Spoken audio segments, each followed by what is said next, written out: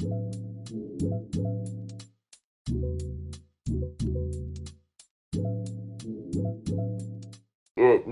Florida woman plotted friend's murder to rekindle a relationship with her boyfriend. What the fuck? Told y'all these bitches crazy, goddamn. These bitches crazy for what the fuck is you talking about? What do you mean she plotted to marry her? She plotted to marry her on her best friend. See, y'all female, y'all even gotta watch out for y'all friend, fool. They'll try to suck it on you. Wait. Alright. Anyway, make sure y'all like, comment, subscribe. Drop a comment what y'all want to see next for this shit crazy, fool. Crazy ass video, goddamn. And let's get it, baby. A Florida couple mends their relationship by plotting a murder together. Oh shit, both of them did it. Didn't stop the two from landing behind bars. Last week, 21-year-old Ariana Gajraj and 24-year-old Brandon Perilla were arrested. That nigga look crazy. Attempted first-degree murder. That nigga look crazy. Florida, where authorities say Gajraj lured the victim, while Perilla later ambushed the victim by firing off several rounds before the victim was able to get away. According to the Lake County Sheriff's Office, the shooting happened on December 1st. When deputies responded to the shooting, they met up with the victim, whose car had numerous bullet holes, but the victim in the case was able to get away unscathed. According to the probable cause affidavit, when investigators responded to the scene, they noted 21 cartridge casings located across the roadway. 13 of those bullets hit the car. During an interview with investigators, the victim said prior to the shooting, he had picked up his friend Ariana Gajraj from her home. Oh, see, Ariana Grande. Marijuana and talk about the issues regarding Gajraj's ex-boyfriend, Brandon Perilla. According to court records, Perilla finna get high and gossip of to having each a other. relationship, Oh, even Lord. sending the victim allegedly threatening threatening messages. The victim reportedly became nervous and asked Gajraj if Perilla had any way to track her location, which she allegedly said he didn't. While driving to a local subdivision, Gajraj reportedly received a call from Perilla asking what she was doing. It's unclear what Gajraj said in response, but when the victim parked his car, that's when everything took a terrifying turn. The victim described a white 2014 Toyota Camry with a dark tint pulling up in front of his vehicle. The driver allegedly exited his vehicle and began firing off nearly 24 rounds with a semi-automatic handgun with an extended magazine, which ended up hitting the victim's car. The victim, with Gajraj still in the car, then drove off to escape the shooter, who then chased the victim onto a local highway, but he was eventually able to flee. Gajraj was later dropped off at a local subdivision where the victim believed she would be waiting for a family member. The victim then called his family and contacted police. It's very clear that the defendant had a lot of hate for the victim. It appears that there's some sort of jealousy motive here. Melba Pearson is a former Florida prosecutor. I'm confused. As she explains, the evidence points to a crime of rage. So who got shot at? The girl or the dude? Casings and the amount of bullets that were fired at this victim definitely shows that this was a crime of rage and a crime of jealousy. And he wanted to obliterate any presence of this person from the face of this earth. So again, very disturbing. But again, this would not rise to the level of attempted second degree murder, crime of passion, because again, the amount of planning, the premeditation that it went into this is what makes this an attempted first-degree murder. But it's very clear that this person's intent was to kill the victim.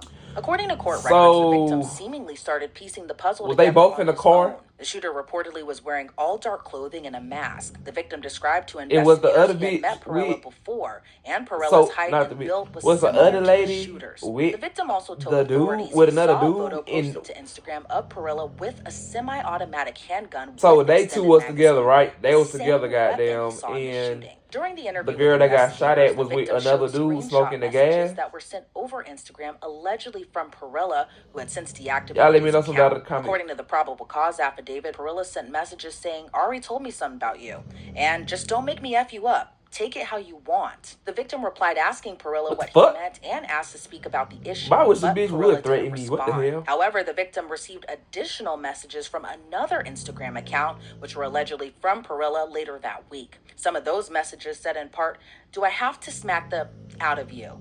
You want me to drag you down Colonial on live? You got me super effed up. On God, when I see you, it's on sight, and that goes for your friends too." While investigators say the victim did have a firearm in his car, he voluntarily did a gunshot residue test and provided authorities his DNA, and told investigators he did not fire his weapon during the shooting and hadn't in about 6 months. When investigators spoke with Ariana Gajraj, she provided a similar story to the victims. She said the victim had picked her up so they could smoke marijuana. She said she received a call from a blocked number from Perilla on the night of the shooting. Gajraj told authorities during the interview the victim was nervous about Perilla and began loading his firearm while she prepped the marijuana to smoke. She said when the shooter approached them pulling up to the front, the victim immediately began. So the two girls was together. She said multiple rounds were fired. She didn't see Perilla. Gajraj told investigators the victim dropped her off and she walked home. She initially said the last time she spoke to Perilla was a couple days before the shooting. But when investigators told her they're seeking cell data as a part of the investigation, she had a change of tune and said she did call Perilla after the shooting and asked him where he was.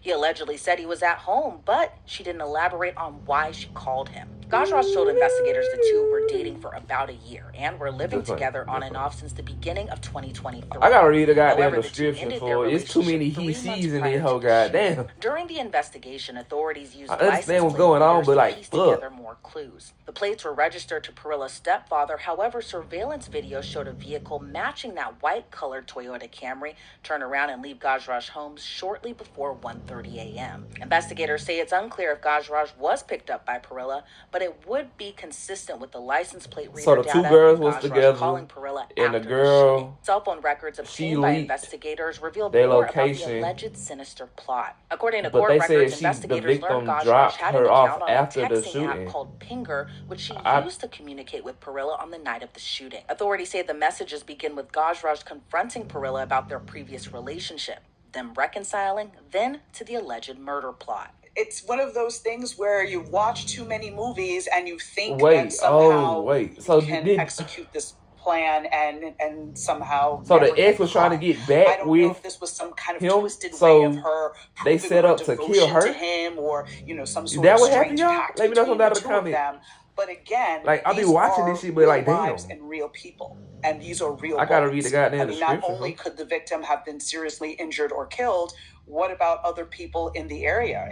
This was a parking lot. I mean, there could have been children nearby. I mean, there were so many collateral consequences that it could have come from this for not only the people involved, but for the broader community. So it's just the whole overall case is just very disturbing. The initial plan was for Perilla to get to the victim as he's getting into the car. Then it changed to Perilla blocking the victim in and using Gajraj and their relationship issues as an excuse. In the messages, Gajraj stated she didn't want to be up too late, and Perilla replied, no, he's dying. Gajraj reportedly didn't want them being done with guns, but Perilla reiterated multiple times his plan was to get the victim. Gajraj then comes up with a plan of her own for the ambush. Why would you want to kill that bitch though, bro?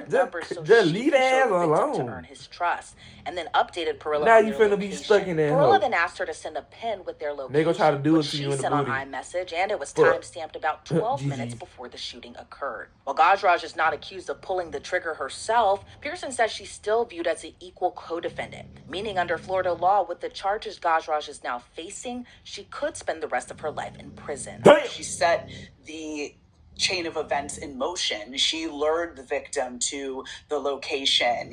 She helped actively plan this premeditated this goddamn crime.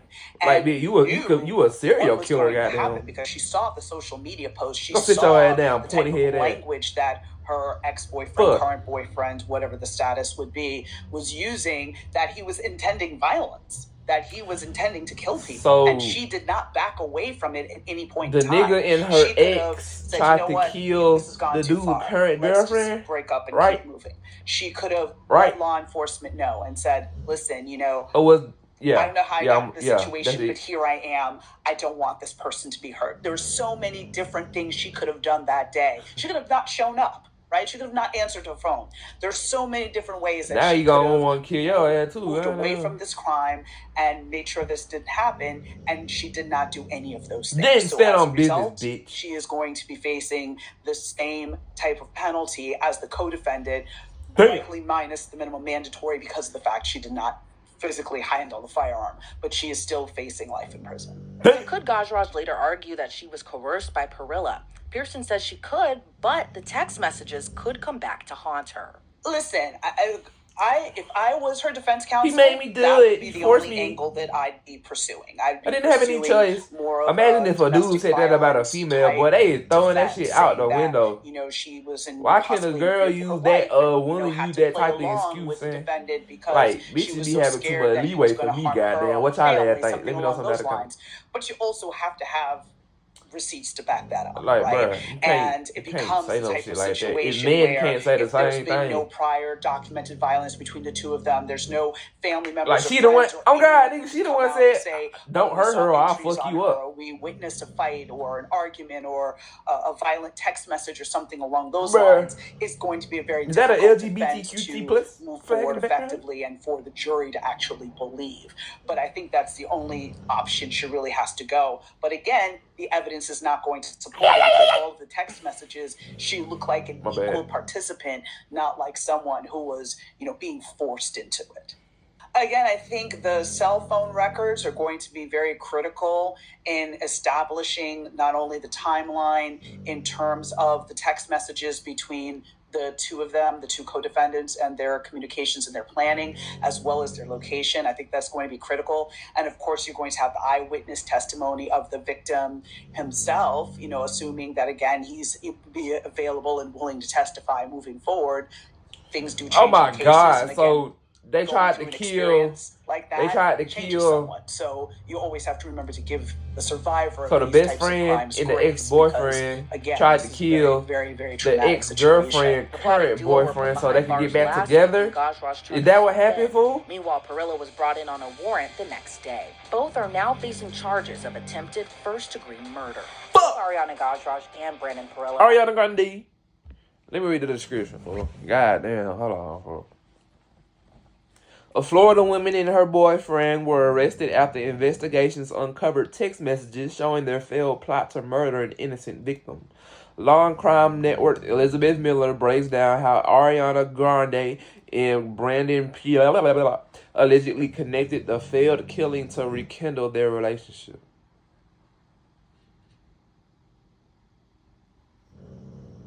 So both of them, that was the big best friend, right? And the dude was the girl ex, and the ex-girlfriend got a new nigga, so they was trying to kill the new nigga.